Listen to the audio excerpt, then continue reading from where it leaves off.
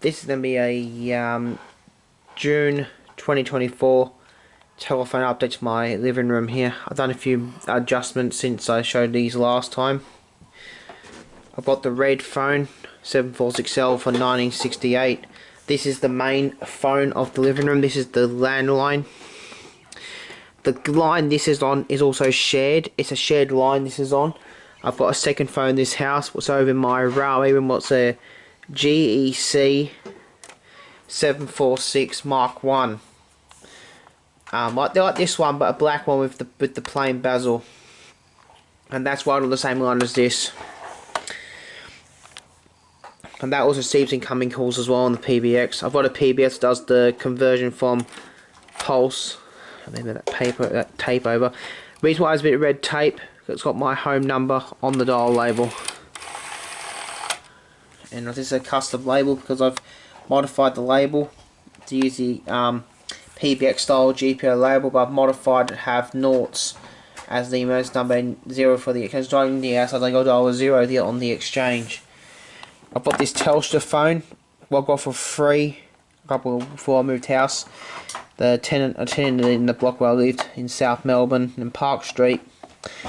Through a couple of phones, I got this one. I got another one of the two of these, and a hands-free set. One was convened to an answering machine system. This one works, but it only works as outgoing calls. I got this one set so it has a speed dial here. Has speed dial function, same as that telecom one up here. This telecom was on. I'll explain that in a sec. But if I press the button with my name on it, it'll auto dial. So it's flashing the light on there, means I'm on the exchange. It should ring my mobile number. I'll put the extension. Oh, like I did show that. Unknown caller. It's calling my mobile number, as you can see. It should actually play a. That should not be playing that tone or showing my. It should play my ringtone. I don't understand why. I'll demonstrate the touched pulse dialing. That's the inside tone. That's on the exchange.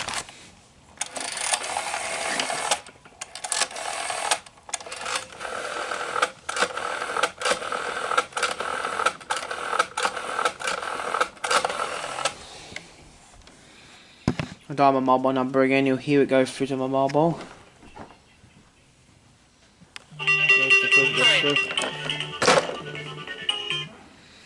So if I ring the landline, should be able to do a tap this, it should go through. I can't really dial it, it'll show my, no, it's going to show that I can't dial it, I'll have to find it in my thing. If I do, it'll just tell my telephone number, I can't do it. Yeah, that's answer. I'm not going to let it ring for a long time. Because that's my modem there, and that has VoIP connection. This doesn't. Now I don't get this. Maybe somebody who knows VoIP modems will know this. This modem, when I had it in my old place in South Melbourne, this used to have pulse dialing on this modem. We used to work with any pulse dialing telephone, long as the break ratio set correctly or the pulse speed right. But when it got set up for this home, this does not work with pulse phones. But that's why I got the couches, everything. There's the PBXs down there. The PBX is there, all my wires going to that PBX below the modem. And that converts these into DTMF without having to put the Rototrones into the phones. The PBX is a Panasonic TGA30, but that's only good for countries such as Australia, where you have 0 for the emergency digits. It doesn't work in the UK because you have to reprogram it to change the number outside line digit from a 0 to a 9. That 9 has a temporary here. Why I fix the yellow one, what's there, the Diacon one. There's a problem with the switch hooks because the switch hooks there are getting stuck down. Now that is connected up to extension 104. As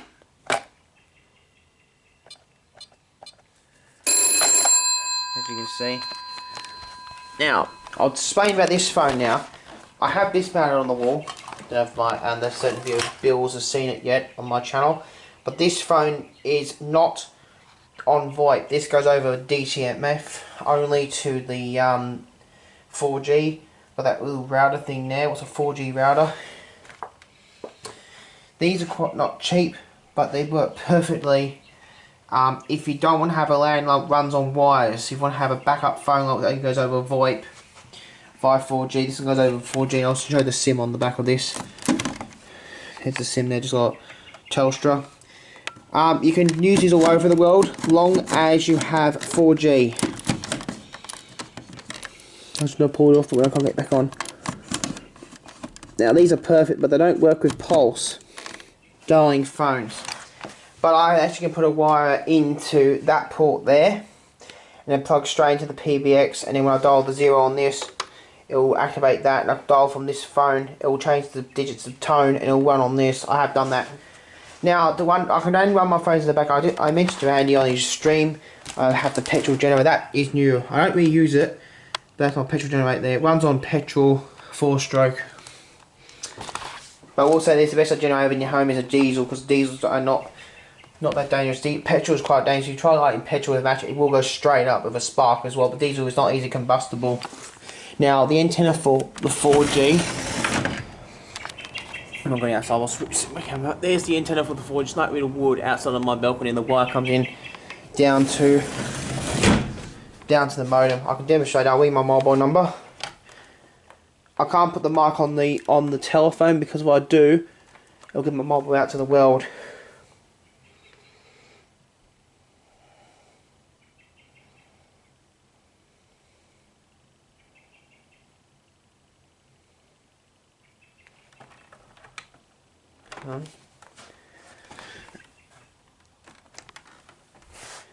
If it works, that is.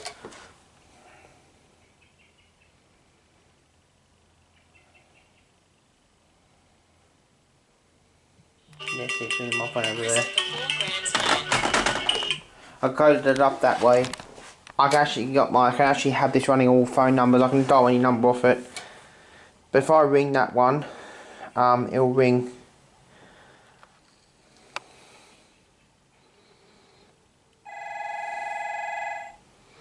Yeah, I won't let that ring for often.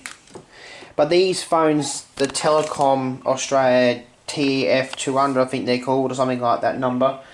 These were dual function phones back in the late 80s, early 90s, through the 90s, because they all functioned to work with pulse dialing exchanges or DTMF exchanges. Set to the DTMF mode at the moment, but if I was on a pulse system only, you could change it to pulse. They were designed that way because during the late 80s, early 90s, a lot of the exchanges around Australia didn't accept touch tone at the time. They were still on the pulse network. They designed these ones with a switch to be pulse and DTMF compatible.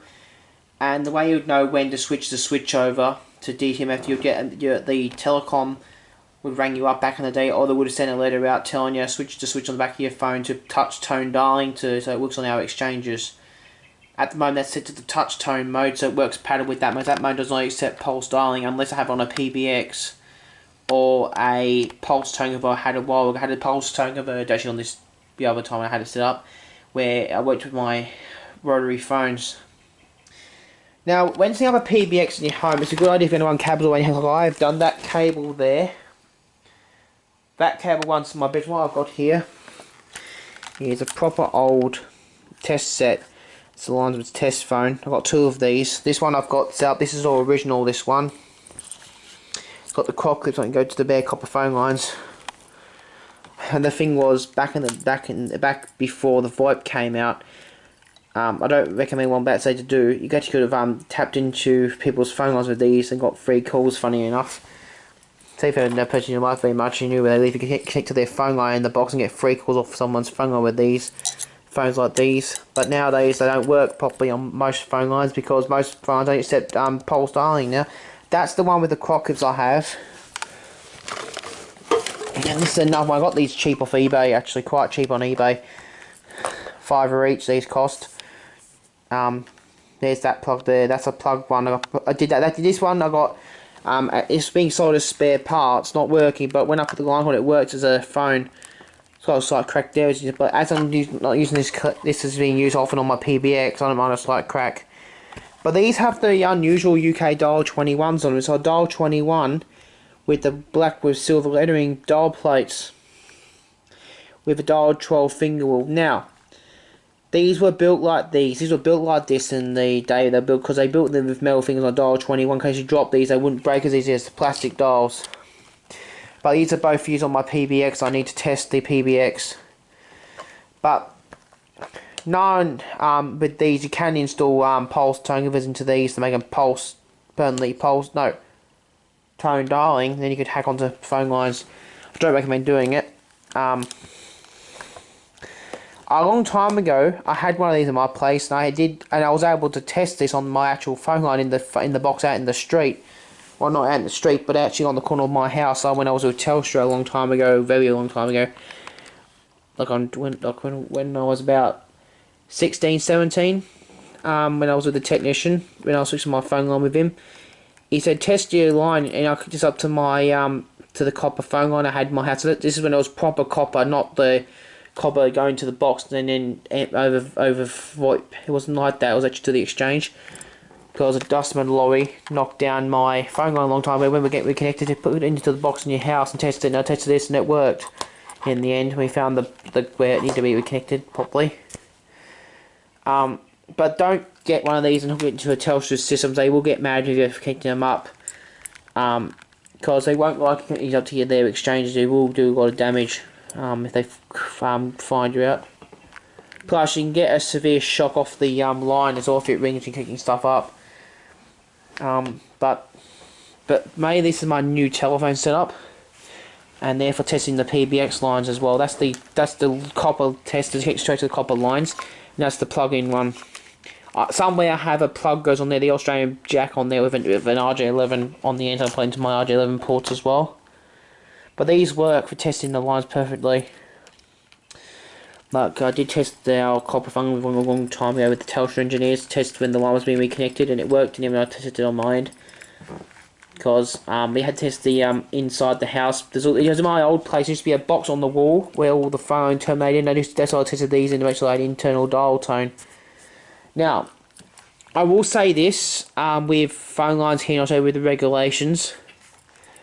You are allowed to do any maintenance on your line by yourself if it's inside your house, from the internal wire box inside your home to your jackson. That's the part you're allowed to touch. But from the box to the street, you are not allowed to touch by yourself. You have to get a technician in from Telstra, because from the box in the street to the wire box in your house, that's owned by Telstra. Probably the drop wire, the wire box in your house, and the wire box on the pole is owned by Telstra, and I touched that. But from the internal side of the box to your phone is actually allowed to touch by yourself. That's actually allowed to touch. I know that because I spoke to a telecom engineer a long time ago.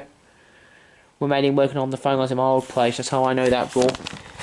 So don't go out in the street, pop it off your telephone box and connect one of these into the line without permission, because you will get serious trouble.